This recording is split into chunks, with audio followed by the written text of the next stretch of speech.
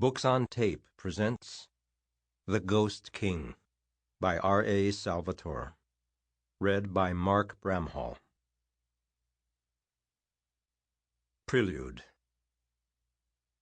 The dragon issued a low growl and flexed his claws in close, curling himself into a defensive crouch.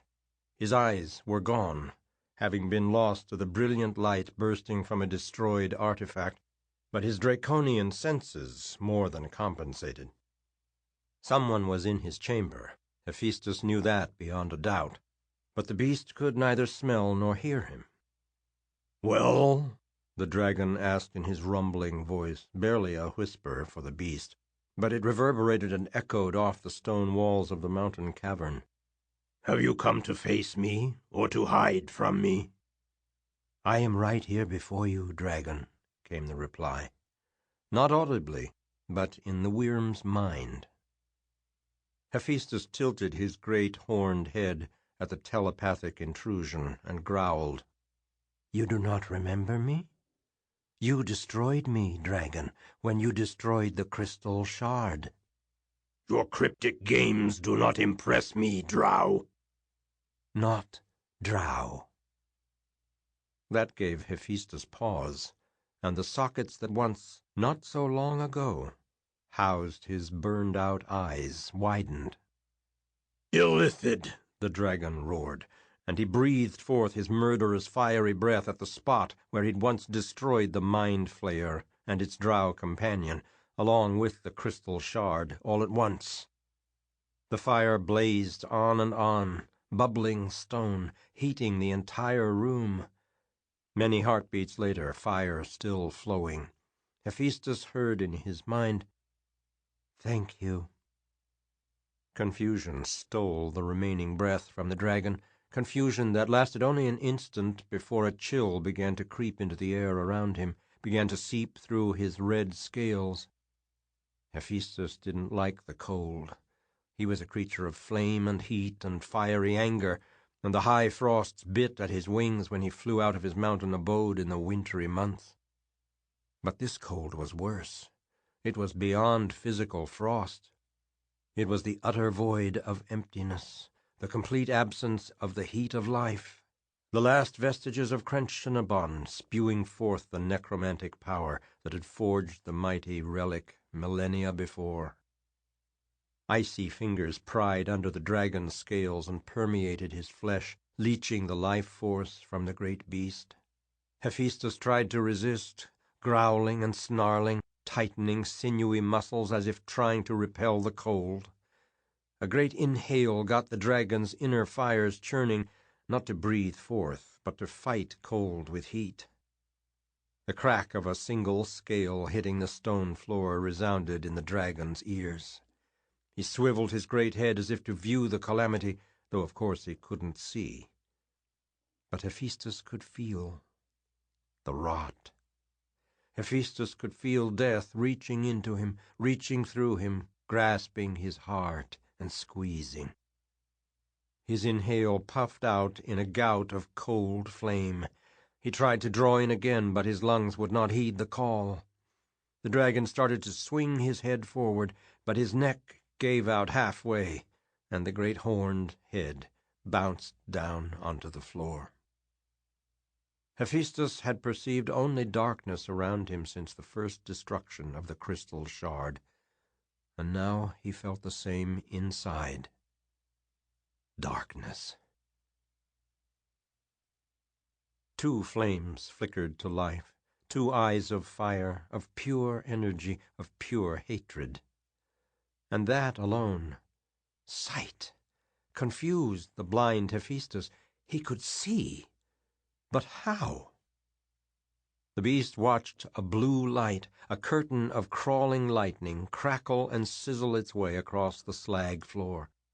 It had crossed the point of ultimate devastation, where the mighty artifact had long ago blasted loose its layers and layers of magic to blind Hephaestus, then again more recently, that very day, to emanate waves of murderous necromantic energy to assail the dragon and do what? The dragon recalled the cold, the falling scales, the profound sensation of rot and death. Somehow he could see again, but at what cost? Hephaestus drew a deep breath, or tried to, but only then did the dragon realize that he was not drawing breath at all.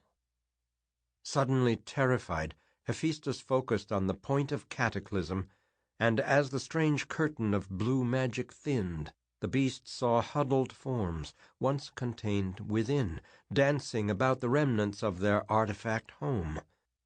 Stooped low, backs hunched, the apparitions, the 7 liches who had created the mighty Crenshinibon, circled and chanted ancient words of power long lost to the realms of Faerûn.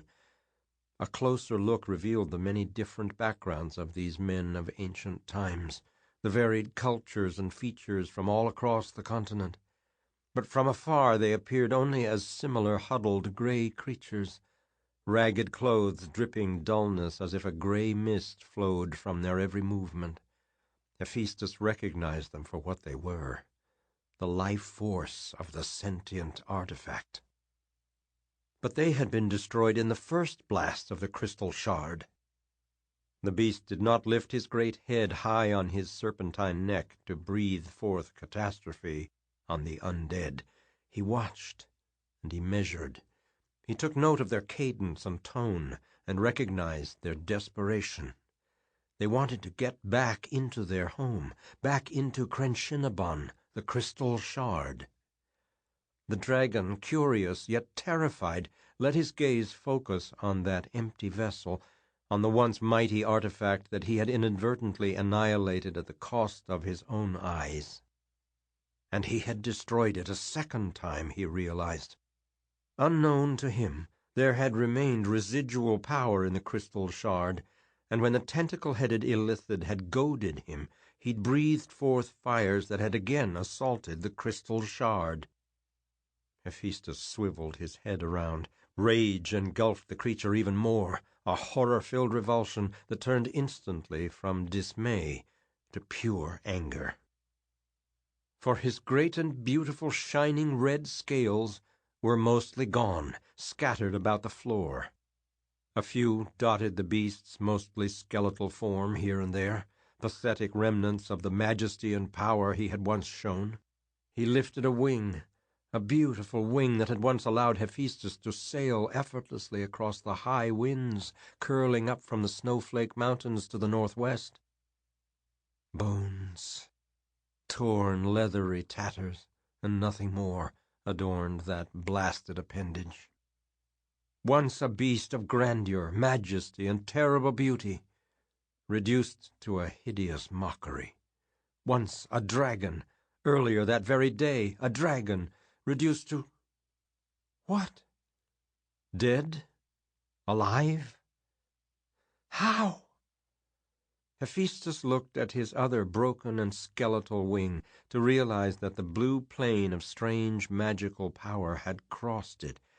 Looking more closely within that nearly opaque curtain, Hephaestus noted a second stream of crackling energy, a greenish dart within the blue field, backtracking and sparking inside the curtain. Low to the ground, that visible tether of energy connected the wing of the dragon to the artifact, joining Hephaestus to the crystal shard he thought he had long ago destroyed. "Awaken, great beast," said the voice in his head, the voice of the Illithid, Yarascrick. "You did this!" Hephaestus roared. He started to growl, but was struck suddenly and without warning by a stream of psionic energy that left him babbling in confusion. "You are alive," the creature within that energy told him. "You have defeated death. You are greater than before, and I am with you to guide you, to teach you powers beyond anything you have ever imagined." With a burst of rage-inspired strength, the beast rose up on his legs, head high and swiveling to take in the cavern. Hephaestus dared not remove his wing from the magical curtain, fearing that he would again know nothingness. He scraped his way across the floor toward the dancing apparitions and the crystal shard. The huddled and shadowy... Sample complete. Ready to continue?